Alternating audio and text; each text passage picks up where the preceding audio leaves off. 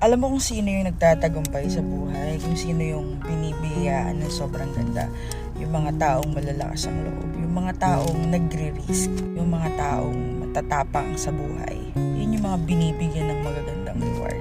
Ay, ito sinasabi, sa buhay na to, isang katutak na sitwasyon yung ibibigay sa'yo. Nandito ka sa mundong to kasi madami kang matututunan. And matututo ka kapag isang katutak na sitwasyon yung ibinigay sa'yo. Hindi ka pwedeng maghina-hina sa mundong to. Hindi ka pwedeng maging weak sa mundong to. Kakainin ka ng sitwasyon mo kapag naghina-hina ka sa mundong to. Kaya kung lakas lang loob lang naman ang kailangan, tapang lang naman ang kailangan, maging matibay lang naman ang kailangan, edi gawin mo na. I-remind kita ngayon na kaya mo naman yun eh. Madami ang taong nakakagawa.